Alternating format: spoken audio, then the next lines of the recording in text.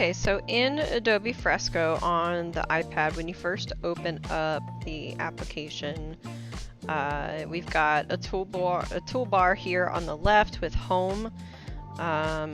This is where we've got choices on what sizes to choose a new document from. Usually I use the current screen size, but it really depends on what you're doing. It'll show you your recent projects from the bottom if you have recent projects. If you don't have any, there's not going to be anything there.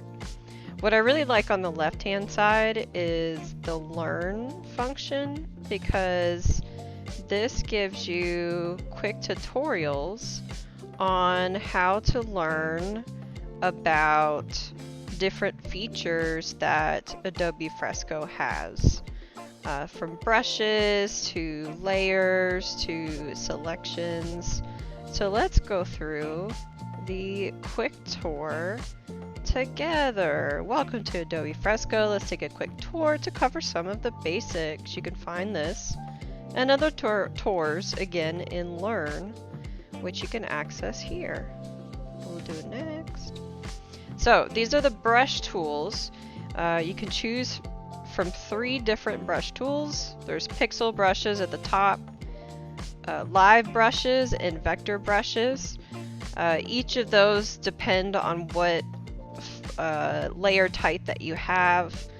We'll get into more another time about the difference between pixel and vector brushes. I'm not sure if they do here. Live brushes are pretty cool because they have kind of a mixing feature. Like you could take a watercolor brush in 2 different colors and it'll mix them together. Probably won't be. Oh, okay, it does. Pixel brushes are used to create brush strokes.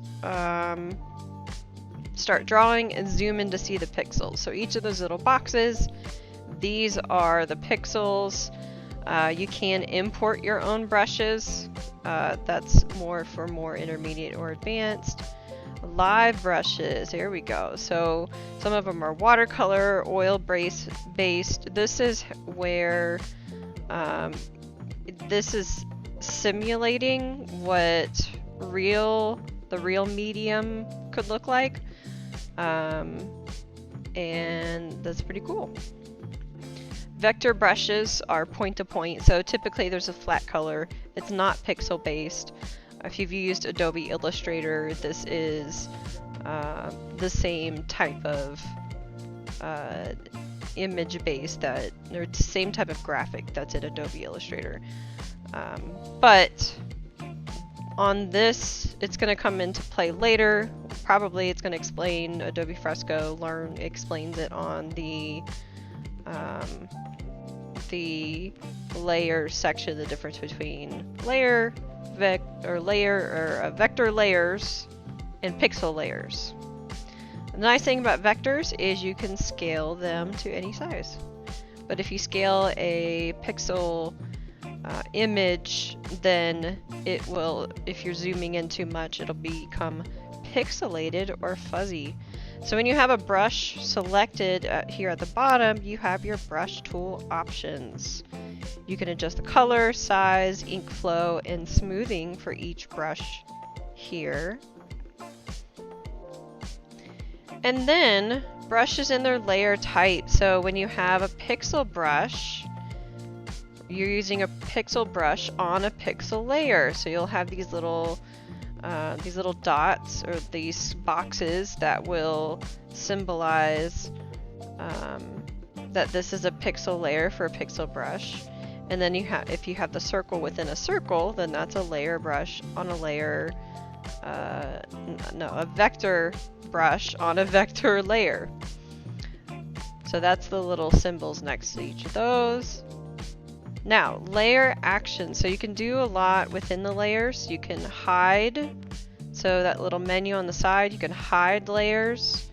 So if you have something that you don't really want in your illustration anymore, maybe it was used as a guide or something like that, you can hide it there. You can add layers at the very top, and you can determine what kind of layer that is there. You can also delete layers. You can drag layers together to create a group. You can reformat the ordering of the layers, and that comes into play. That's a very important thing to manage with the layer ordering and stacking whenever you're making your illustration, to have, you know, the background at the bottom and the things, the details as you get closer to the top, or the foreground items. Touch shortcut. This is a shortcut. This shortcut is a quick, easy way to get alternative actions of your tools. While using the brush tool, press and hold it to access the eraser version of your brush. I kind of don't use this very much. Some people like it. Some people, it's just kind of annoying, so they put it on the side. But it can be kind of nice to quickly get to the eraser tool while you have through that. Share your work. So this is where you can export as an image. You can export as a time-lapse video.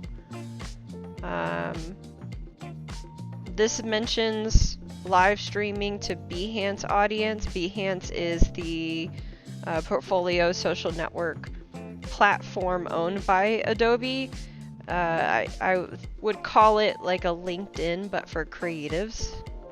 It's easy to find and get work that way. And it's also nice to know what's going on in the industry. So it's nice that this is all connected. And these other, this little quick tutorial didn't go into some of these other tools. We've got the eraser tool over here on the side. The smudge tool, I really don't use this very much. Some people like it.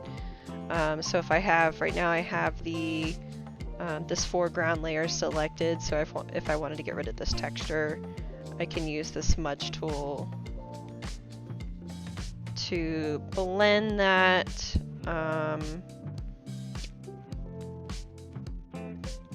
It's not super necessary, and then I can bring up that, there we go. So if we want to make it a bit smoother, make it softer, but we like the texture, so I'm going to undo that a few times. The transform tool, right next to it, so right underneath it. So let me go back. So underneath the smudge tool, the little finger pointing, is the transform tool. That's the arrow and the crosshairs. Now the transform tool is where you can rotate, you can move around based on a layer. So since I have this little foreground kind of burgundy element selected, then this is what I can move around. So transform layer, I can change this, I can make it larger, I can make it smaller, I could grab the top little dot there and rotate it if I wanted to. Maybe I wanted to make it more downhill, make it larger. Hopefully this is no, it's a pixel layer. So be careful enlarging pixel layers, because it could get pixelated. But we can play around with this. So when you're done, in the upper right hand corner you can press done. There's also other functions to rotate it. That doesn't look right, so maybe no. Done. I'm just gonna say done. Now, whenever I selected done, notice how it cut off what was outside of the workspace. So if we undo, it'll go back to what it was. So whatever in your image, whatever on your layers is outside of the main workspace box, it's just gonna get trimmed off. Under that, that's where the selection tool is at. There's a whole other section on that. This is a big bear to tackle, but it is kind of nice if you just want to, let's say if I'm on that one and I just want to select this chunk right here and I don't want that in there anymore. then I could use the transform tool just on that part of that layer. So the selection makes it so that way you can select specific parts, but we're gonna undo all that. And then, oops, cancel lasso, deselect, all right. Under that is the bucket. That's pretty straightforward, so if I wanted to change this, it looks like that's a vector layer. If I want to change the color of that, pick a different color, and then woo! Okay, so now it's kind of different time of day, maybe. What if I make it sunny? Oh, that's kind of nice. Okay. And then under that, you've got specific shapes that you can bring in. I don't ever use this. This is kind of, I mean, it's great for starting out, but no, I do not want to learn about shapes right now. Text. Text is fun. Text is a little difficult in Adobe Fresco to get the text box to show up. Hi. See, I don't even know what layer that's showing up on. Oh, because it's all the way underneath there. So layer ordering people. There it is. It's text. Eyedropper tool. This is nice. This is where you can select a specific color and say, okay, how do I get this blue color again? Oh, there it is. And then importing a photo into your image. You can do that from the camera or from photos.